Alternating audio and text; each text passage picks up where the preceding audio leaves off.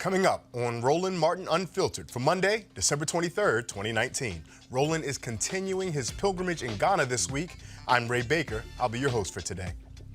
Black neighborhoods are food deserts in far too many cases. We'll look at a collaboration between churches and farmers that is working to solve that problem. A bill passed by the Senate last week will allow Liberians to apply for legal permanent residency, a privilege denied them in the past. A measure in the National Defense Authorization Act meant to keep white nationalists out of the United States military no longer mentions white nationalists. Okay. And another, as Roland would say, crazy-ass white woman, this time in Iowa. We'll tell you about it. It's time to bring the funk on Roland Martin Unfiltered. Let's go. He's got it. Whatever the biz, he's on it. Whatever it is, he's got the scoop, the fact, the find. And when it breaks, he's right on time. And it's rolling. Best believe he's knowing. Putting it down from sports to news to politics. With entertainment just for kicks, he's rolling. It's on go, y'all. It's Roland Martin, yeah. Rolling with Roland now. He's funk, he's fresh, he's real, the best, you know he's Roland Martin now.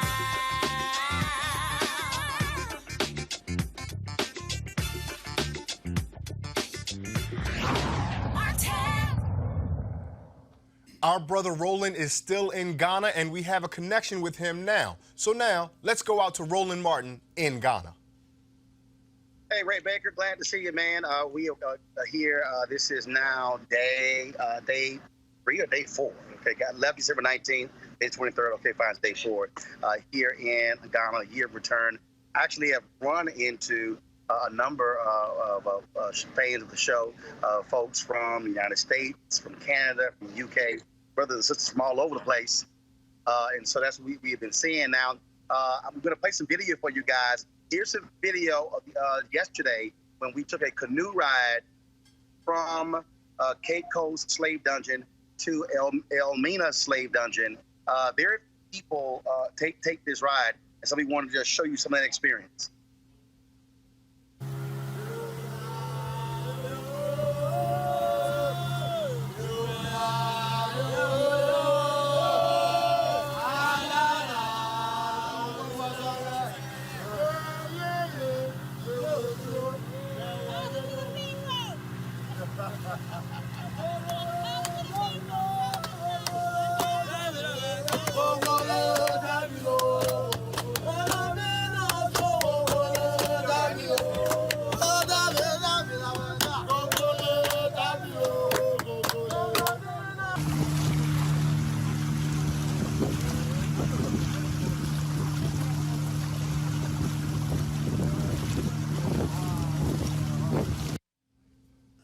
All right, folks, it's been really an unbelievable experience. We're putting together actually 2-hour special, Roland Martin Unfiltered.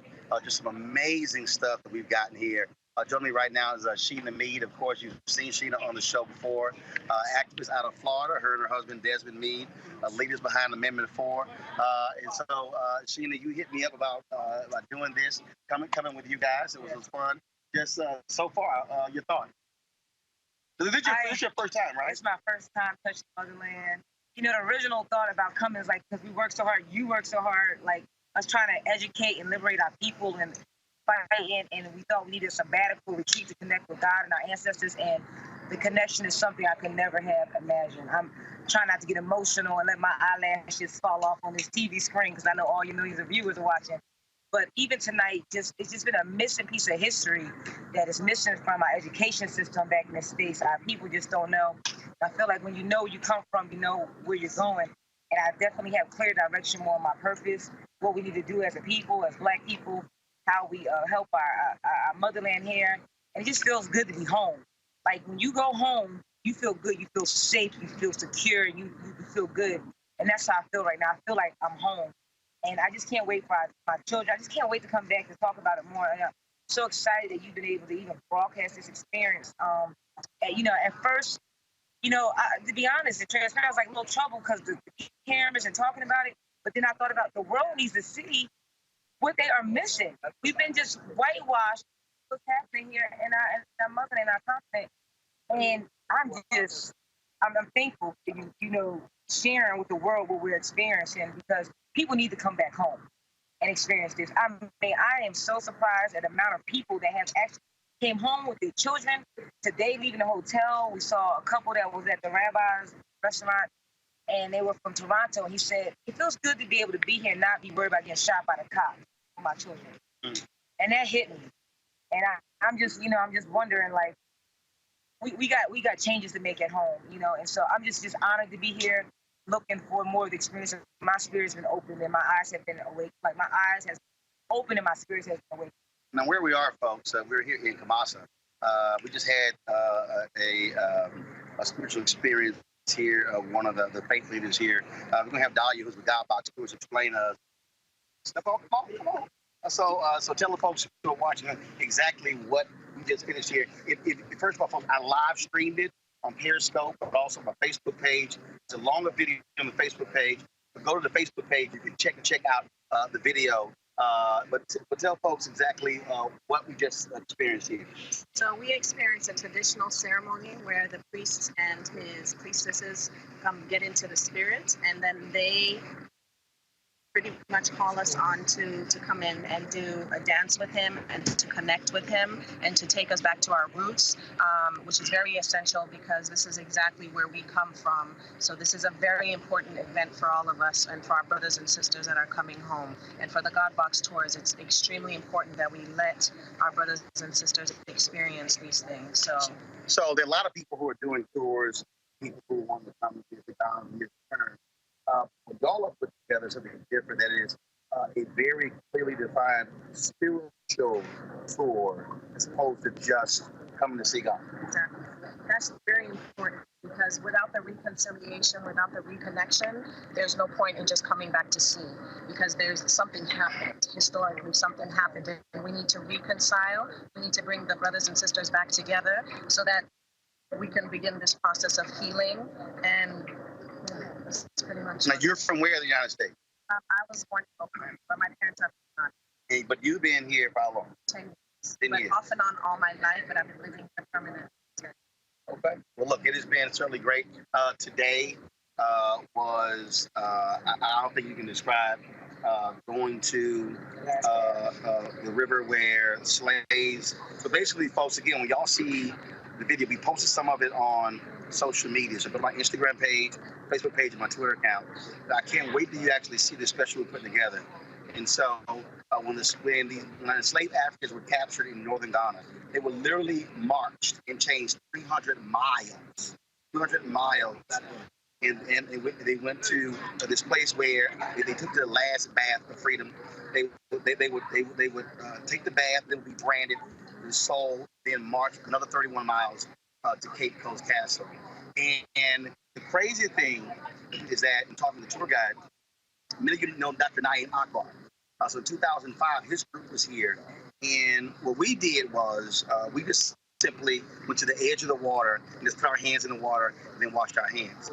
When Dr. Naeem Akbar's were here, they actually went into the water, and one of their people came up with one of the balls and chains that was attached to one of the enslaved Africans.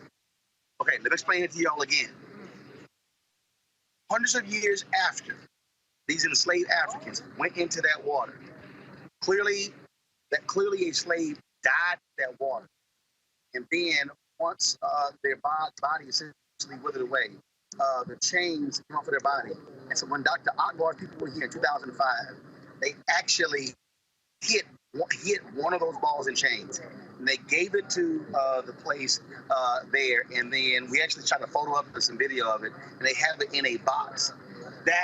First of all, I can't wait to call Dr. Akbar, find out what that was like, to literally step in that water and one of the people hits a ball and chain that one of the enslaved Africans literally was attached to.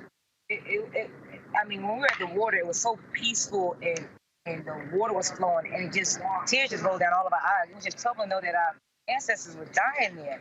the last staff. And in fact, across water, our guide also said in this whole area of bamboo, essentially for those who couldn't make it, they would just dump their bodies over there. They told me that area has never been excavated. Yeah. So the area has not been grave. touched.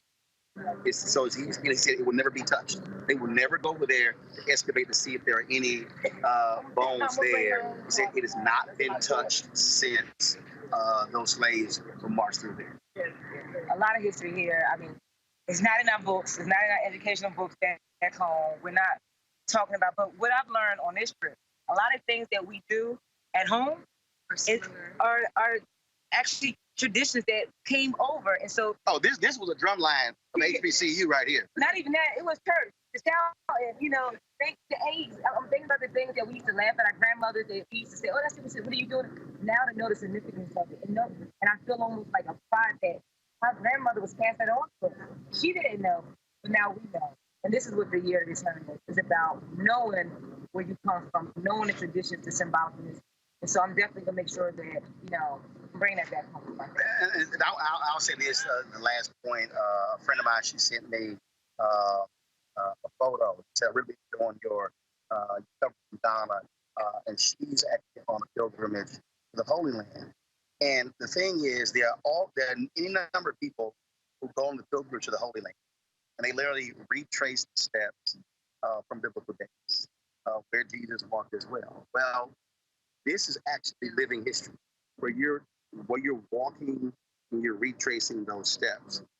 And as somebody who loves history, it really makes it all come alive because you're now understanding, and it goes way beyond just what we were taught, what we really were not taught in schools. And so I think that's what's also important. So again, I hope you've been enjoying our coverage. We've shot some amazing stuff, had some amazing conversations. I can't wait to share more of it with you. So tomorrow, what are we doing tomorrow? Tomorrow we're doing a tour of Kumasi, so we're going to the Yasantua Military Museum, we're going to the Santahini's Palace, we're going to the largest West African market, where they're going to be able to shop and do all that, interact with the sellers, and then we might come back here with some more consultation. All right, folks. So again, we're here at Kumasi, Ghana. We certainly appreciate everybody who's watching Roland Martin Unfiltered. Be sure to share and like on YouTube, on Facebook, on Instagram, and Twitter as well. Share it, folks, far and wide. And we're actually running into people who've been looking at our coverage as people who hit me earlier and say, "Hey, I'm going to be there tomorrow." In fact, when we were at the river, I ran to Pastor Amos Brown out of NAACP board member, fellow Alpha out of the Bay Area. And what was crazy is that he hit me 2 days ago, saying he was on his way to Accra, and he was there with his children, his wife, and his family, and they were singing. I think it was Liberian voice singing. They were singing it, and so I didn't even realize I knew they were bad parents. Before I see Amos, I'm like, "Oh, Amos, what's up?" And so again, there'd be a lot of we'll be running into over the next several days. We'll come out today, tomorrow, then back to Accra on Wednesday. So, Ray Baker, we'll toss it back to you. That stuff is so vital, it's so important, and it's so heavy, and we're excited that you're doing it, and we're looking forward to what the longer presentation will be. And I want to encourage, as you said, all of your viewers right now to go to your social media page so they can see everything that you're documenting in real time as it's happening. And man, we just can't wait for you to get back and put together the longer special. We're really grateful for your work, Roland. Appreciate it. We're going to go now to our panel. Joining us on the panel is political analyst Dr. Avis Jones DeWeaver on Skype. And here in studio, we also have Dr. Cleo Monago, also a political analyst, and Derek Holly, host of Reaching America On Demand podcast. Cleo, I was talking to you before the show started, and you were telling all of us about your time and experience, because you've also made that trip. You also shared how vulnerable that trip can make a person. Will you let the viewers know about how touching and spiritual that experience was for you? Well, as I told you, brothers, I tend not to be a really emotional, dramatic person, particularly in public. I tend to be very, relatively stoic and in control. But when I went to the Cape Coast dungeon, some people call them castles, some people call them dungeons. I think dungeons is the most appropriate description of the place. To be honest, right before, there's a hill that you go up before you get to the dungeons, and I saw the ocean. It was vast. And I got emotional when I saw the ocean because I knew what happened in that ocean. And a lot of what Roland just mentioned is what happened in that ocean. And I was, kept my calm. Then we went to the actual Cape Coast Castle, and I walked onto the grounds, and I fell on the ground and went into a fetal position, and my body got cold, and I started crying and shivering. Didn't expect that. That ain't me. And a sister named Marimba Ani, who wrote Yurugu, in case some of you want to know who she is, was watching me as if she knew. Okay, let me just yeah. And then her and another sister came and picked me up and took me away, and I was like, I couldn't believe it. That was doing this. And also Naim Akbar, Dr. Naim Akbar was there. But one of the highlights of it, and there were many, was seeing King Osei Tutu. We always hear about Queen Elizabeth and her court and her children and her in-laws, but there are African kings who have bloodlines older than the kings and queens in Britain. And King Osei Tutu, which I hope Roland gets a chance to meet, is the king of the Ashanti Kingdom, which is in the western region of Ghana, who's a real king with a court, and he got Benzes and what's that other B car that's really big and expensive? Bentley, all that. He's a real king. The whole queen. Yeah. And we saw that, and I was very emotional because you would think that was not the case because we didn't hear about it. But I'll close with the fact that we went to Cape Coast, Kumasi, Amina. But what was interesting about what Roland just showed me, which I was impressed with, is that they took a boat from Cape Coast to Elmina. We didn't do that. We took a bus. If we'd have gotten that water and took that trip from one slave dinner to another, I think I probably would have fell out in the ocean. So I'm glad that maybe it's a good idea I didn't do that. But it's a wonderful thing that all black people and Africans should do. I want to go to Dr. Avis for just a quick second on this. Dr. Avis, particularly with your experience as a political analyst and understanding the ways in which Americans learn and process information, how vital is this, would you say, how vital is this not just to black Americans, as Cleo ultimately said, but to all Americans because of the impact that black Americans, which ostensibly means Ghanaians, have on American culture? I didn't say all Americans. I said all Africans. Well, it's definitely important that we have a more full understanding of the history of African Americans in terms of all that led up to that slave experience and really what that meant. We get, quite frankly, a very whitewashed depiction of it through the history books in this country. Yep. And I, too, was fortunate enough to be able to spend some time in Ghana and to be able to spend time on Cape Coast and also visit the river that Roland was just mentioning.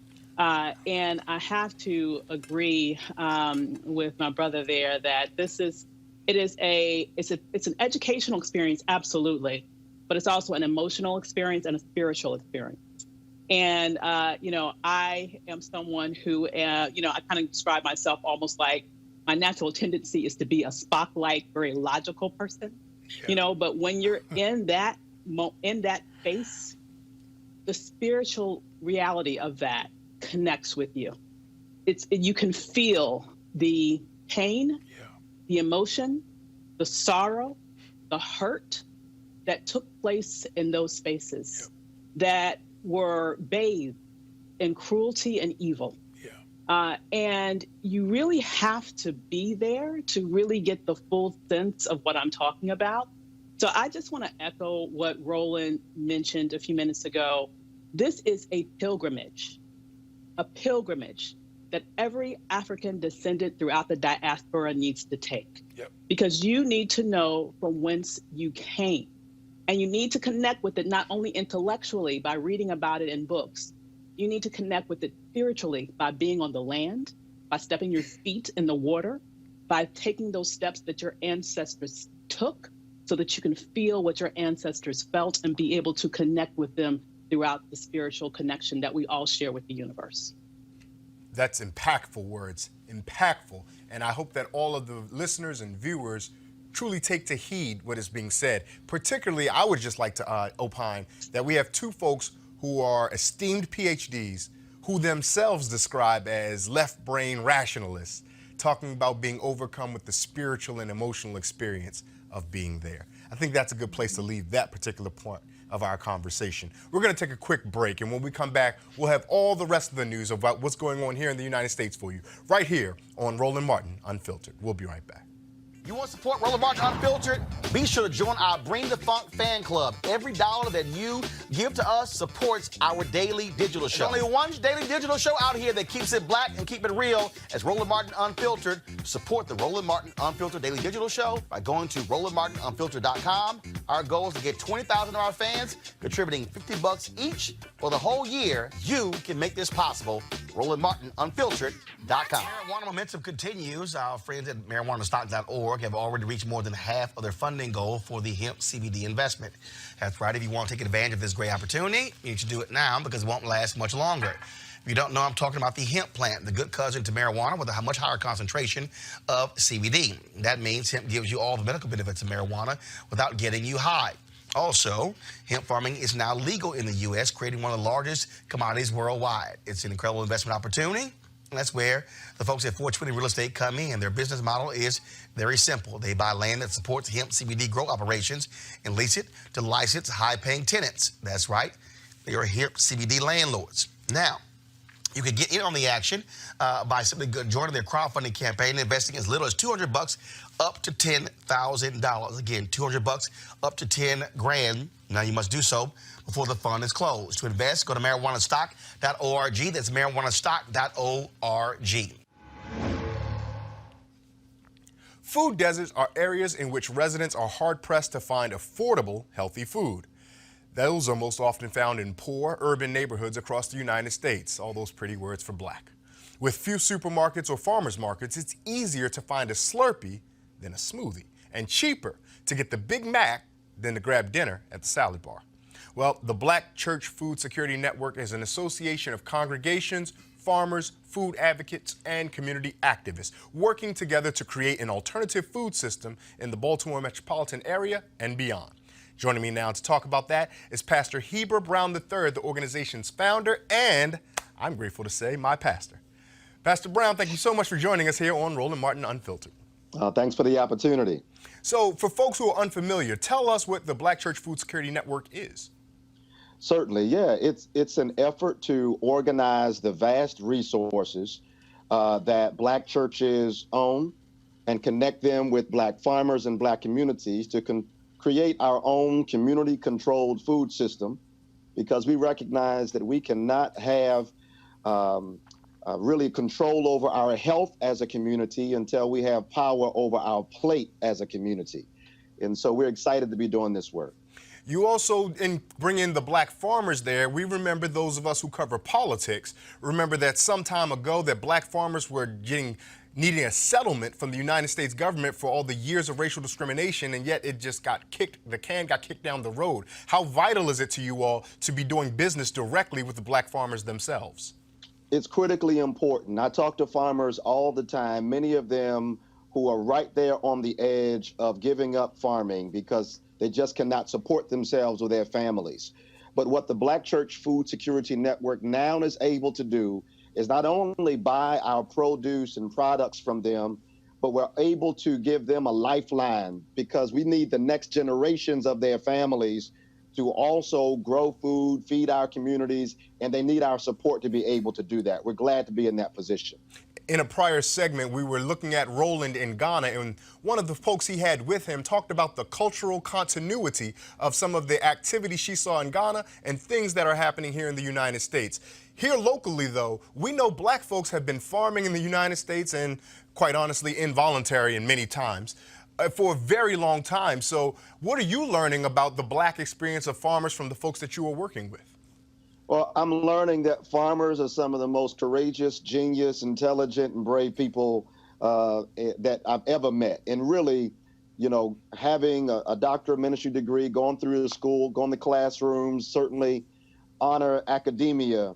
But we would be remiss if we did not also honor the ways in which our farmers are doing amazing work under tremendous hardship to keep their families supported, to keep their farms afloat, and to support our communities. And you're right, Ray, many of us, myself included, grew up with grandmothers who got string beans in the backyard and pop-pops who were growing something on the side yard there. It's a part of our story. And so we're grateful to be in a position to help amplify that, because I recognize, and we recognize in our organization, that nobody's coming to save us when it comes to providing nutrient-rich food to our community. We have to take the lead and take responsibility to feed our own community. And thankfully, through the Black Church, we have the assets to really gain momentum in that department.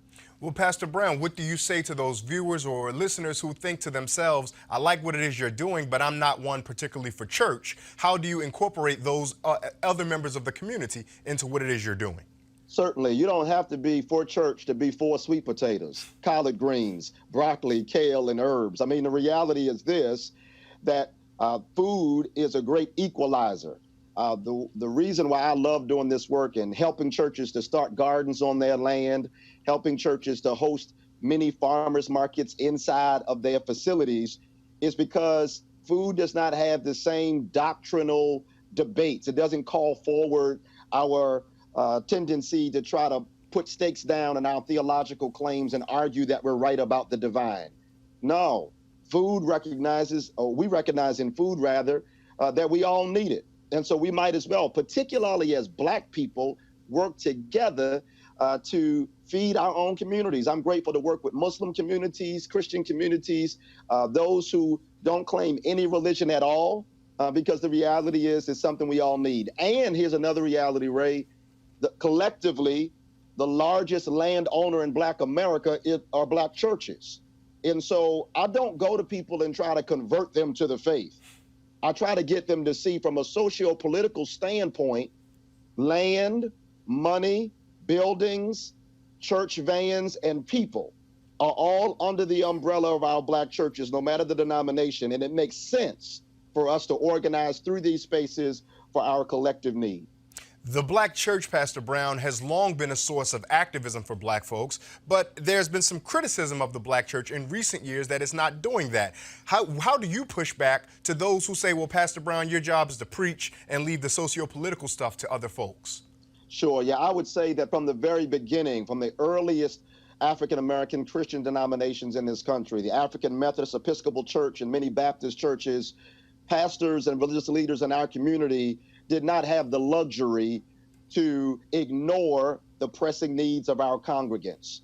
From the very beginning, we were birthed out of a context where we had to speak to the social issues, the economic issues, and the political challenges that we faced as a community.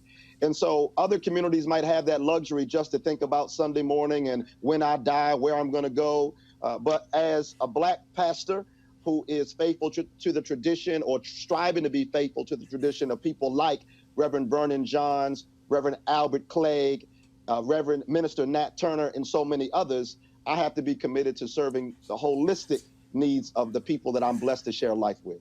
We're going to bring in Derek Holly to the conversation. Derek, you have something for the pastor? Yeah, Pastor Brown, first of all, go Ravens. But I wanted to ask you, a lot of times we look at what's going on in the Black community as being systemic, and food deserts is one of those things. Have you had any success in terms of getting some of these mega churches on board with what you're doing, since they kind of have such a bigger audience that we can feed into and hopefully, obviously, feed them as well? Yeah, I think, our greatest traction has been with the average size churches, and most churches in the country are about 200 or so members. And so with that size church, they recognize that if we don't collaborate, work together, and create a systemic response to the issue of food apartheid in our communities, then they're not going to get very far. What I'm pleased to report, though, is the phone is beginning to ring, and on the other line are those churches that some would define as mega churches, who are saying, Pastor Brown, I want to join the Black Church Food Security Network. My church has 200 acres, 100 acres, et cetera, and we want to be a part. I'm also grateful to report that the African Methodist Episcopal Church and other denominations are coming to the table for conversation about how they can bring their vast assets and resources and inventory to the table. Again, because they recognize whether you're a mega church or whether you're a storefront, the people in your pews are struggling or impacted in different ways by food apartheid, and we got to work together. Dr. Cleo Monago has a word for you as well. Dr. Monago? Greetings, Pastor. It's good to meet you, and frankly, very refreshing to meet you. I haven't done any formal research on the attitude and behavior of ministers, but from what I've observed, you seem to be quite exceptional, particularly with your willingness to be black about what you're doing and embrace black people. I say that I did a training that I conducted in Los Angeles recently where there was a black woman there who was a black Christian who said at the end of the training that she finally felt good about caring about black people in particular, because she was trained that I was racist in her faith to care about black people. Particularly, she has to care about everybody because that's what Jesus said. So we should care about everybody, but black people need to care about black people. We need all the hair we can get. Thank you for that, for being that kind of light. I'm really impressed also with this black farmer church community. Do something about the desert project that you have. It's like a marriage made in, for lack of a better word, heaven. You know, to help these farmers actually get their wares out and sell their food and bring nutrition to black folks from black hands and take care of this desert problem that we have in our communities, particularly in Baltimore. So it's very impressive, and I'm glad to meet you. I hope to see you in person. Well, likewise, I'm grateful for the kind words, and I must say, I wish I was as exceptional as I may seem. The reality is, though, I am one of many. There's a large congregation and rather a large organization of unapologetically black and unashamedly Christian pastors around this country. The problem is we don't often get invited to television for obvious reasons. Yeah. We're not front and center, but everybody from the Samuel DeWitt Proctor Conference, everybody from Dr. Jeremiah Wright, Dr. Freddie Haynes, so many like Reverend Dr. Valerie Bridgman. I mean, it's a large community. Dr. Earl Fisher in Memphis. So we always been here. We never left. The tradition of pastors who are following in the path of people like Nat Turner and Gabriel Prosser, Henry Highland Garnett, and so many more. We've been here the whole time, and I'm grateful that through this program and many others, people are starting to see that the black pastors who ascribe to that Western European perverted form of Christianity, those who have stolen the way of Jesus, Yeshua, and made it a handmaiden to white supremacy, that's not the only way to follow Jesus. In fact, that's not the best way. It's not the accurate or authentic way. So I'm grateful to be a part of a community of people who are trying to shed light on that. No wonder he's your pastor. Anyway, I'm glad you mentioned that there are others. And I'm glad you put it in context that the press doesn't give a lot of favor to pro-black people and ministers in this instance. Like we know how Reverend Jeremiah Wright was treated by someone who wanted to make sure that black people got in the White House. Anyway, that's another story. Yes, but sir. I think it's important, again, that you actually made me clear, again, that there are others like you, because I need to know that. I would also add that a lot of blacks are not familiar with the term food desert.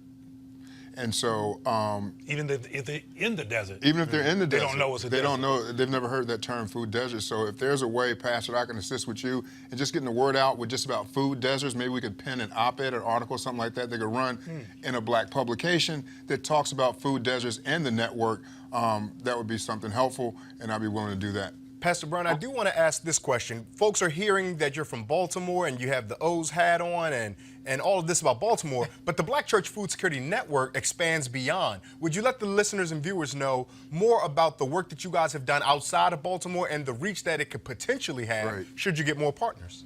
Absolutely. So yes, thank you. It started in Baltimore in the midst of the Baltimore uprising, 2015, in the aftermath of the murder of Freddie Gray. And after his death, the city goes up, there's protests, there's demonstrations everywhere.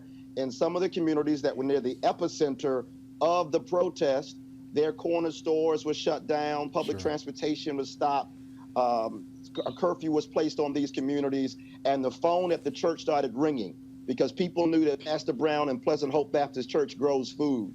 And once they started calling us for food, I was able to connect with some farmers I knew. The farmers brought food into the city, and then we piled it up on our church bus, and I drove it around Baltimore and got food to our community.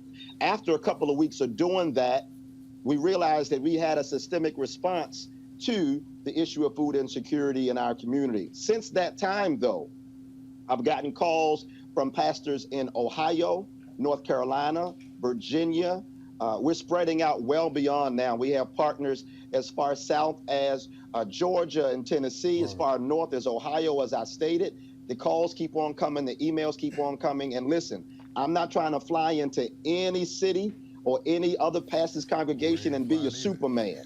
But I am trying to help us think about how we can reimagine what we already own, that not only will bring vitality to or bring a renewed sense of spirit to your congregation, but also would bless your community as well by providing something that we all need. And so check us out on blackchurchfoodsecurity.net to connect with us. I would love to be an extension of your staff, Pastor, and a partner in your community to meet a need that I know is resident in your congregation. Pastor Brown, before we get out of here, I do want to bring in Dr. Avis DeWeaver to offer her thoughts or questions that she may have to you regarding the Black Church Food Security Network. Dr. DeWeaver, go right ahead.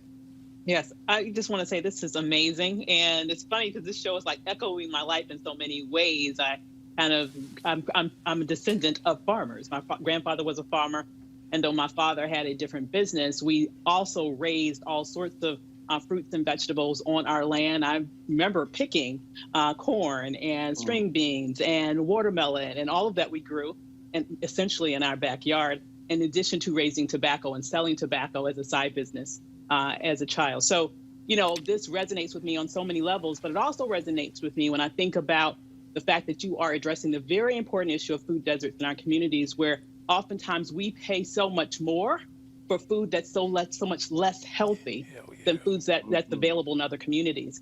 And I think about the implications of what you're doing in terms of improving the health of Black people, as well as the economic strength of our community by supporting Black farmers. So could you talk a little bit about what you see as the long-term effect of this win-win situation that you have created through this network? Doc, you just made my heart do a backflip in my chest, because the big vision and picture of is this. Once we prove to ourselves that we have what we need already in our hand to take care of a basic need, then that spirit gets contagious. And the questions start to rise up and say, well, if we can feed ourselves, what else can we do? And it puts us in a power position to negotiate with other communities, not from the kiddie table, but eye to eye, because now we have created economy for our community. Now we have improved our health. Now our children don't have to beg for jobs for other people, but we can employ them ourselves, because the food system, as you know, Doc, is so expansive that we don't need everybody in overalls farming out in the field. We do need journalists in our agricultural projects. We need scientists. We do need food safety inspectors. We need those in marketing. And so it's really a great universe that I pray that we seriously look at. And let me just say one last word.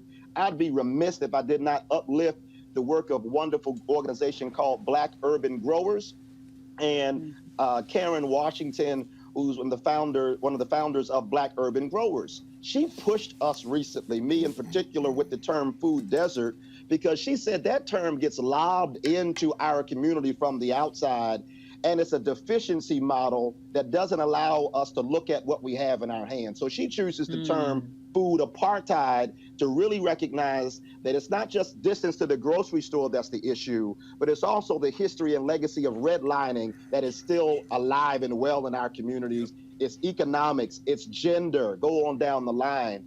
And so that term really stretches us to see, wait a minute, this is an intentional construct to oppress us. So that means we need to create a systemic response to free ourselves from it. And I'm grateful to be a part of that picture. Pastor. Before we let you get out of here, Pastor Brown, one of the things that you just touched on, which I think is vital, that folks might not even know how this works, is how the actual food that is grown gets to the worshipers and the people of the community that you seek to serve. So if I'm understanding correctly, that you all realize that you have your members already at church. So what better place to provide produce for them than at the church? Tell the viewers how that comes. Yeah, breaking it down, thank you so much. After church, everybody know we hungry after church. You're going to go eat somewhere.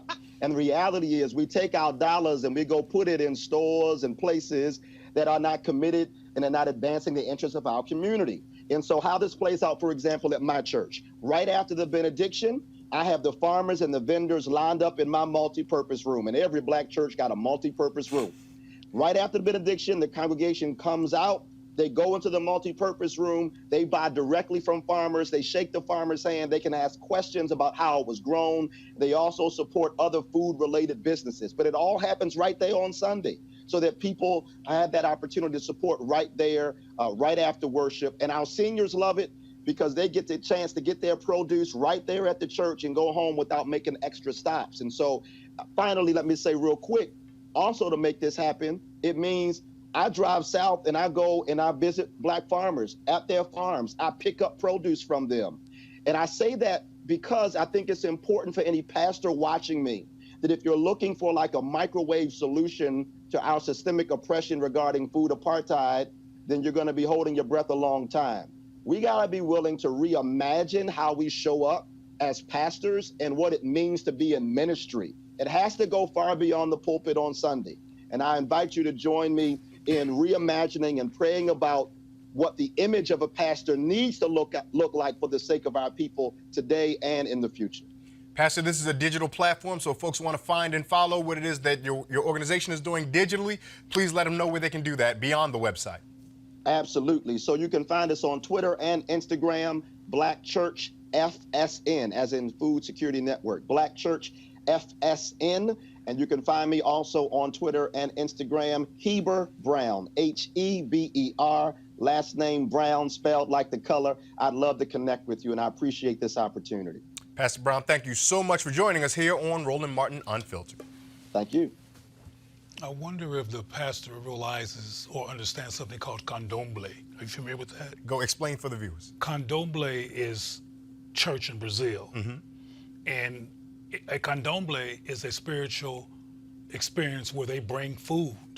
Matter of fact, the first time I had a lingeringly positive church experience was in Brazil at a candomblé, where as opposed to passing out offering to get people to give to the church gave the community food. And it sounds very much like candomblé, and that's also something that originated in Africa as well. I was just going to say that, Brother Manago. What it sounds like, Africa showing up all over the world. Yeah. We're going to take, on that note, we're going to take a quick break and come right back with more of Roland Martin Unfiltered. Hey fam, want to check out Roland Martin Unfiltered, the blackest show on all of digital, cable, and broadcast. Check out our audio podcast. There's only one daily digital show out here that keeps it black and keep it real. As Roland Martin Unfiltered. Press play.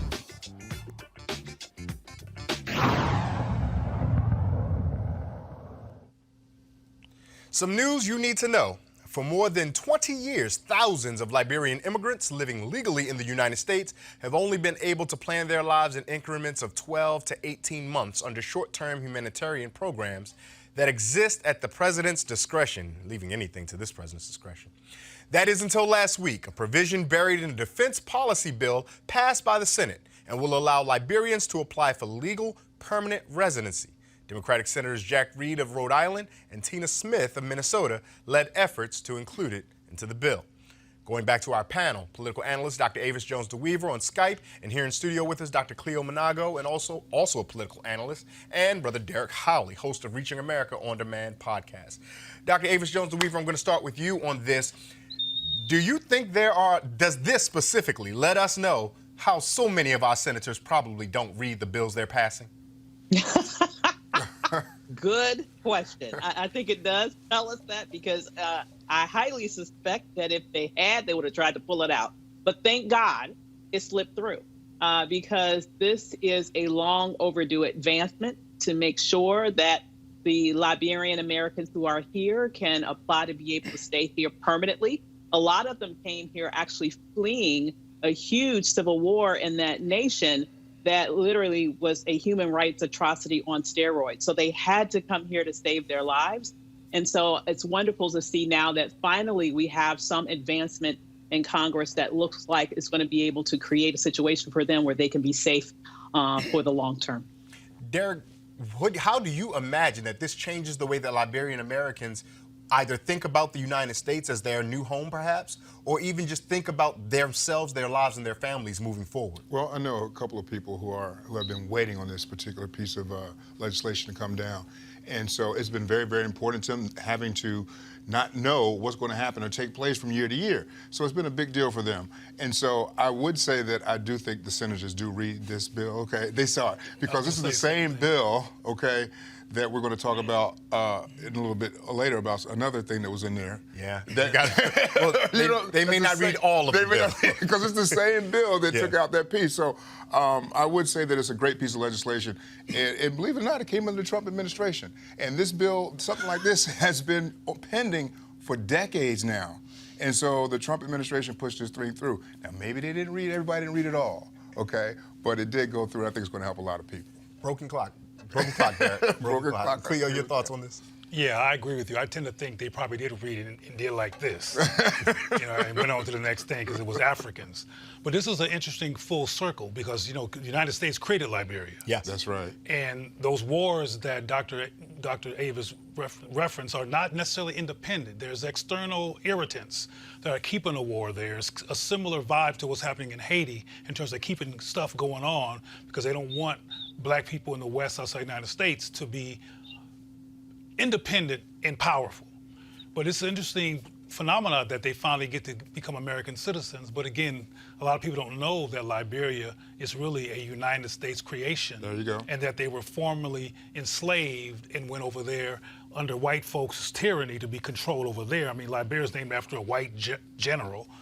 But interesting, we'll see how this occurs. Maybe this will result in some of the warfare ending over there in terms of a connection being made with the people here getting more resources. And if you pull up and look at their flag, it's identical to the United States flag, except for the one star. And it should be, considering we formed of the nation, exactly. The capital being Monrovia, named after James Monroe. Brother Derek pointed us to a great segue where he talks about the idea of that same piece of legislation resulting in something else. So a measure in that piece of legislation, as generally used the National Defense Authorization Act, is meant to keep white nationalists out of the United States military. Meant to keep. However, it no longer mentions white nationalists. Apparently, Congress altered the text after it passed the House. The change could water down a House-passed amendment meant to address the threat of white nationalists in the military. Now, the House language was specifically drafted to encourage screening for white nationalist beliefs in military enlistees. But after the Republican-controlled Senate passed its own version of the massive military spending bill, and the two chambers' bills were reconciled, the final act requires the Department of Defense to study ways to screen military enlistees for extremists and gang-related activities. Dr. Avis Jones-DeWeaver, when you hear gang-related activities, who are they? Who are folks talking about? This is a continuation of the ridiculous oxymoron of Black identity extremists. Okay, it's absolutely fiction and ridiculous, especially when you put that up against the reality of year over year increases in hate crimes in America. And you look at the statistics in terms of who are most likely to commit those hate crimes. And you find that over 3/4 of people who commit hate crimes, not even hate crimes, domestic terrorism in the broad sense in America, are people who subscribe to white supremacist ideology. So the problem that we have in this nation that is a very real and growing problem is this problem of white nationalism. And it's not a secret that a number of white nationalists intentionally enroll in the military in order to get training on weapons and warlike tactics. I also, quite frankly, believe clearly we have white supremacists not only in and around the White House, but in and around the Congress. And those are those individuals who I believe very purposefully took the specific language out of that bill to make it easier for their compatriots to be able to subvert military training in the way that they have, but now to be able to do it even more broadly and more overtly. And unfortunately, be able to use it against American citizens in the way that they have been for many years now, in terms of the increasing levels of violence that we're seeing in this nation, specifically related to white nationalist hate. Cleo, you talked about how the folks took that bill and just pushed it straight ahead. Was it perhaps even some there going, you know what? I'll do this good thing for Liberia, and that'll give us some cover for this. So you should be reading folks' minds. All on camera and stuff. Because that's exactly what I was thinking. I was thinking, okay, see, before I even go there, I want to just say this. we complain about these white supremacist tactics, but it takes tactics to win. And black folks need to have some tactics. And what I mean by that in terms of an example of a tactic is what you just said. What's his name, the guy who's president? Trump. He wants to win. He wants black votes. He's been doing all kinds of stuff with black folks recently and, doing photo ops, and now he's doing this Liberian thing, and so we can clap for him and be glad that he's there and want to support him. But then he on the down low until you open your mouth or Roland Martin somebody and mentioned he took the white controls of white evil and insanity out of the legislation so there would be nobody monitoring that. So they're being strategic. And we call them evil, but white people want to keep power. And we want to have power as a people. And I don't think we want to have it in unprincipled ways that murder and slaughter folks, but we need to be strategizing and being awake to each other to organize toward having power. And frankly, that's what they're doing. And because it looks like in terms of numbers and on a quantitative basis that they might be losing, they're stepping it up. And I think we should be stepping it up too. Do you guys think there's a difference between a white nationalist and a white supremacist? Or do you think they're one and Yes. the same? Well, in terms of outcome and agenda, I think they're the same. Before we go further, Dr. Avis, explain. You said, yes, there is a difference. Would you elaborate on that, please? Absolutely. So the whole ideology behind white nationalism is the goal of having a white state. It's the idea that only white people should should have power within a governmental system. And so the idea specifically to maintain the reins of power in a government, specifically in white hands, which is different than white supremacy, which is about a sort of generalized notion around the supposed superiority of the white race. White nationalism has a specific goal that relates to power in governmental institutions, and that's exactly this ideology that unfortunately has been turned loose in our White House and in our administration. And you can see it by their behavior. It's not just this idea that they are mistakenly believing that white people are somehow superior. I don't really care what people think in their own delusional minds. It's when you use your power specifically to be able to take the realms of government and use it and contort it specifically for the advancement of white people and the exclusion of everyone else, and wield it as a weapon against everyone else, specifically in order to lift up white power structures within the governmental system. Well, I'm a black nationalist then. Black power. I still say when it comes to outcome and mindset and agenda, they're the same. And people who are now considered white nationalists who did the work to become part of the Senate, part of Congress, to become policymakers, they started off without that kind of capacity with a white supremacist perspective. And they just use that white supremacist delusion psychosis as a driving force to have the ambition to get into these places. Sure. But they both want us out the way. Agreed. And supremacy starts, The myth of supremacy, because they ain't supreme. They ain't supreme. Well, I They're would not even say remotely that, supreme. The Civil War. Look at Reconstruction. Most of the folks who in the Civil War, they didn't own slaves, but they got them people to fight off the myth that they were better than us.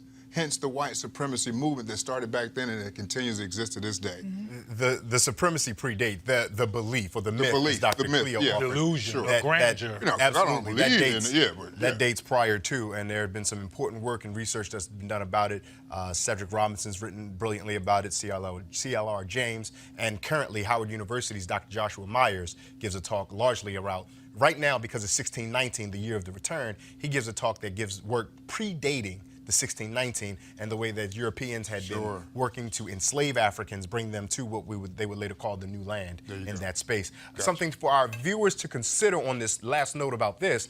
We remember recently, very recently, at the Army-Navy game where those enlisted students flashed white power signs, and we can relatively comfortably say they're white power signs because we are well aware enough to know what signifying means. So when you do a thing that is indirect or has a different message, so when someone comes to call you on it, you have what they call plausible deniability. That one's from my students at Towson University in our African American rhetoric course. Now it's time for one of Roland's favorite segments. No charcoal grills are allowed. I'm white. I got you, Carl. Yeah, illegally selling water without a permit on my property. Whoa! Hey! You don't live here. I'm uncomfortable.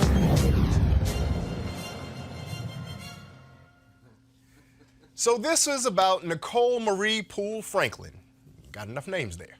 Nicole told police she intentionally ran over a 14-year-old girl on a sidewalk because she thought the teenager was, quote, a Mexican, close quote, according to the Clive, Iowa Police Department. Now, they originally thought it was a hit and run. 14-year-old Natalia Miranda was walking to an activity at a junior high school when the vehicle jumped onto the sidewalk and ran her over. Franklin is being charged with attempted murder and being held with a $1 million bond. Dr. Cleo, I know Roland likes to joke and call this crazy-ass white people, right? He does that there. But I think you said something in our last conversation that was very specific and particular to what's happening here. Folks with this ideology of supremacy, of singular nationalism, and any myriad of ones that center whiteness, not even their ethnic ancestry, but just this general vague whiteness, resorting to violence to communicate their disdain or displeasure with another human being. What are your thoughts about that? Well, to be quick, we're familiar with domestic violence, right? We're familiar with how a violator attempts to get their quarry or their victim to hate themselves and feel worse about themselves so they can control them. I say that because I don't believe this white woman or most white people actually feel superior. I think they feel threatened. I think sometimes they feel jealous. I think sometimes they feel envious or even less beautiful, if you will, and they can't take it. So some of them are crazy enough to do what this person does, and like, I gotta ruin their day. I gotta do something because I feel completely challenged as a human being by their existence. And I think it's very important to take that perspective as opposed to buying into the alleged the superiority, because I've had the opportunity, well, I've had the experience of enduring white people and whiteness and when I went to college in different places, or when the Xfinity man comes to fix them, because I was talking about used to get in my house if they do that. And I'm real clear that they don't feel superior to me. And I doubt they're gonna feel superior to you or you. They feel lucky sometimes to even be in our presence, but they have this white supremacist illusion to count on when they're feeling particularly bad about themselves, because they go through this illusion, well, at least I'm white in a white supremacist system that will affirm my ridiculousness. And I think this woman ran over this child because she had a mad moment of needing to put somebody's lights out because she felt inferior to them. Dr. DeWeaver, where does this woman rank on the ideology of white nationalism and or V supremacy, or at this point, does it not matter when you're just inflicting harm? Well, in the big picture, it doesn't matter because she's the murderous person. You know, if you're going to jump a curb specifically to run over someone, you're trying to kill them. So she's an attempted murderer, and I hope she gets put under the jail. But generally speaking, I believe that I would be very interested to know if she has any connections to white nationalist organizations or white supremacist organizations. And the reason why I say that specifically is that she went out of her way to say she did that because she thought that girl was Mexican. You have a president who is forever, constantly, really being very racist in his language, particularly targeting Mexicans and Latinos. And there's a lot of focus on that demographic within white nationalist communities because they know that with the changing demographics in this nation, and we've talked about it a lot on the show, this nation is going to flip over to be a majority people of color nation within the next less than 25 years from now, within a generation. The biggest ethnic group that is leading to that flip is the Latino community. And to me, that's why there is such a strong focus on that community in Trump's rhetoric. And I also believe if you look at what he's doing, Cleo was right in terms of how he's having these overtures to the Black population, particularly now that he's near re-election with the Liberia thing, with signing the bill around HBCUs, other things that he's doing right now. The reality is, if you look at the birth rate of African Americans in recent years, it's actually gone down. So as a specific demographic, we are not a threat to their proportion in the population. What's really going to be a threat to them no longer being the majority of people in this nation is the rising not only birth rate, but also on top of that, the immigration rate of Latinos to this nation. So they feel most threatened by that specific community. So I would not at all be surprised if this woman has connections to white supremacists or white nationalist organizations, because it is that particular group that those communities, particularly, as I mentioned, white nationalists who are interested in maintaining superiority in the nation, it's particularly that group that they tend to target, because they see that group as its primary threat as it relates to maintaining their position as the majority group in this nation. Yeah, I was just going to say, go ahead. I'm just going to add there, yeah, definitely a threat.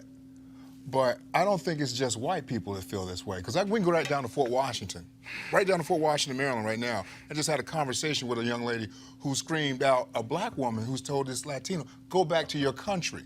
And so it's a lot of black people that feel the same way, have the same remorse against illegal immigrants. Or supporting Trump as a result. Possibly even supporting Trump as a result. But it's not just, I wouldn't just label it as just a white problem with the situation with illegal immigrants. I'm curious to push back a little bit in only this way, right? We saw some of this happening to some of our Arab sisters and brothers right after 9/11, that there were even black Americans who were critical or hostile toward Arab Americans. But we don't see the violence among black people exacted upon others for their othering in similar ways that we see violence exacted upon. Well, you could point to what happened up in New Jersey just a couple of weeks ago. Derek, that's a great point. And for those who may not be aware, Brother Holly is referencing those the folks from the Black Hebrew Israelites who went on had violence and went on a shooting spree against some Jewish Americans in New Jersey. I think that conversation demands some unpacking about religion, around ethnicity, and around culture. While we can unequivocally say the violence was abhorrent and wrong, period, singular. Absolutely. The Black Hebrew Israelites are particularly unique, even within black spaces, in the way they engage other people, in the way they engage other black people, right? If we think back to the time that we saw those MAGA students yelling at the native man in Washington, D.C., who was a former armed forces retiree, that all was precipitated by Black Hebrew Israelites who were engaging that native man in the first place and engaging those students in some context there. So I do think that has some further investigation that would make this a little bit less apples to apples and more apples to oranges, so to speak. But your point remains valid. And to Cleo's point about the question of those folks now supporting Trump, black support for Trump has been inexplicable on every level, at every turn, in every bit of curiosity. I'm telling you, I'm from Compton, California, in Watts, which is now predominantly Latino. And there's some black people who live there who are very resentful of that change and who are mad about Latinos crossing the border because California is right by the border. Do they know? And they're supporting Trump. Do they know Los Angeles is not an English word? Well, frankly, now look, wait. See, we don't got time to get into that because Los Angeles is a colonial word too. Yes, from Spain. Yes, okay? Yes, so you're right. That's true. It's all colonial. But what's correct. more relevant in terms of history and culture is that the people who we call Mexicans, etc., are from this land, which is your point. Yes. But the point I'm trying to make to you, look, Compton is, what's that movie that came out? Straight out of Compton. It wasn't straight out of Comptina or Los Compton. It was straight out of Compton, where I'm from. And I'm used to Compton High School, black folks. So all this information that you just gave, which is absolutely true, is not necessarily in the context of black people who have had communities there for ages and who feel like this is their community. And there's been people from the Latino community attacking black people. You can find it on the news, LA Times, who've been attacking black people and threatening black people to make them afraid so they can leave those communities. And so there's an unsaid conversation, which I think you kind of address a little bit, that's happening among black people who are feeling the same way about Latinos, but they're not running them over. We might run each other over first because of internalized oppression, because we have white supremacy internalized. Look, Cleo's about to take us out of here on this deep note that makes all of us feel bad. We had a very cathartic and spiritual experience. We saw Roland in Ghana. We talked about farming. Avis told us about picking green beans, and I'm going to close us on Avis being the most well-lit Skype person I have ever seen in my life. It's lit up, Avis. It's lit up. Look how, I mean, seriously, man. Her lighting is better there than on some TV sets, Get man. it That is together, we'll do it. fantastic. Avis don't play. Avis, She it's don't been play so at long all. since I've seen you, so it's so good to see you and reconnect with you here, particularly right here around the holiday season. Thank you for joining us. Thank you for making a way to join us by Skype. We appreciate it. Absolutely. Tell folks where they can find and follow you. They already know if they're watching the program, but remind them if they're new. Absolutely. So you can follow me on Twitter at Sister Scholar, and you can find out more about my book and me at blackwomenlead.com. Absolutely. And Brother Derek Holly, we're so grateful to have you here. Appreciate you having me. We know that you got some family stuff to take care of right here for the holiday season, so we're going to get you out and make sure you enjoy it. Brother Cleo, it's always a pleasure. We appreciate you, your time, your experience, and your wisdom on some of the things that get overlooked, some of the things that don't get discussed on those platforms, and we're grateful for you here. So let us know. So can I leave my info like Dr. Avis did? Go ahead, Cleo. Go ahead. My name is Cleo Monago. I like long walks on the beach. And you can find me on Facebook at Cleo Monago. You can find me on Twitter as Cleo Monago. You can find me on Instagram as Cleo Monago. And on Google as Cleo Monago. And I run the Amasi Center for Black Wellness and Culture in Baltimore. And you can find us at AMASSI Amasi. And that's enough. Absolutely. Brother Holly, you have a podcast too that I want to make sure. Derek Holly, Reaching America On Demand podcast, and follow me at DJ Holly on Twitter and Reaching America /Facebook. Absolutely. That concludes today's edition of Roland Martin Unfiltered. I hope that you enjoyed the show. I did, even if you didn't. The show will be airing taped interviews for the next 3 days, so all the staff around here, they can finally get a chance to go home, reconnect with their families and loved ones, spend some time, and enjoy the holiday season. And so I know that for some, the holidays can be a difficult time. For many people, you may be missing someone, you may be grieving someone, you may be losing someone. I want you to know that everybody here at Roland Martin Unfiltered, myself, Roland, all the panelists, our thoughts and prayers are with you as we convene to have a moment with our families this year. We're thinking about you as you have yours in the absence of your loved one. If you want to find me on Twitter, you can find me at @_RayBaker_. Look forward to conversing with you and being in community and conversation. I want to take this opportunity to thank Roland Martin for giving me the opportunity to fill in for him, and the wonderful staff here at Roland Martin Unfiltered, always having us prepared and ready to go. Make sure you guys get a high quality project. So enjoy the holiday season, whichever iteration that you enjoy it in. Enjoy the holiday season, enjoy the family, the time that you spend, and go ahead and do as our sister Zora Neale Hurston would say. She goes, happiness, we black folks, we want happiness to know that we are glad it came by to visit us, because it don't come around here too often. And in the words of the Yoruba proverb, if we stand tall, it is because we stand on the backs of those who came before us. From everybody here, I'm Ray Baker. You have a good night.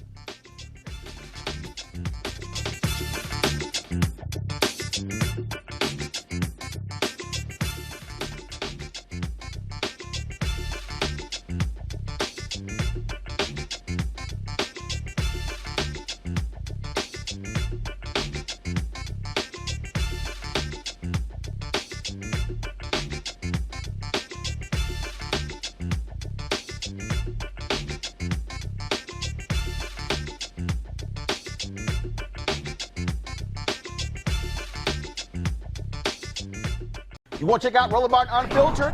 YouTube.com/Roland S. Martin. And subscribe to our YouTube channel. There's only one daily digital show out here that keeps it black and keep it real. It's Roland Martin Unfiltered. See that name right there? Roland Martin Unfiltered. Like, share, and subscribe to our YouTube channel. That's YouTube.com/Roland S. Martin. And don't forget to turn on your notifications so when we go live, you'll know it. You want to support Roland Martin Unfiltered? Be sure to join our Bring the Funk fan club. Every dollar that you give to us supports our daily digital show. There's only one daily digital show out here that keeps it black and keep it real. It's Roland Martin Unfiltered. Support the Roland Martin Unfiltered daily digital show by going to RolandMartinUnfiltered.com. Our goal is to get 20,000 of our fans contributing $50 each for the whole year. You can make this possible. RolandMartinUnfiltered.com. Hey everybody, this is Sherry Shepherd. You're watching Roland Martin Unfiltered, and while he's doing Unfiltered, I'm practicing the wobble. Yes, I am. Because Roland Martin's the one, he will do it backwards, he will do it on the side. He messes everybody up when he gets into the wobble, because he doesn't know how to do it, so he does it backwards. And it messes me up every single time. So, I'm working on it. I got it. You got Roland Martin. Hi, my name is LaToya Luckett, and you're watching Roland Martin Unfiltered. What's going on, everybody? It's your boy Mac Wiles, and you are watching Roland Martin Unfiltered. What's up, y'all? It's Ryan Destiny, and you're watching Roland Martin Unfiltered. What up, Lana Well, and you are watching Roland Martin Unfiltered. Unfiltered.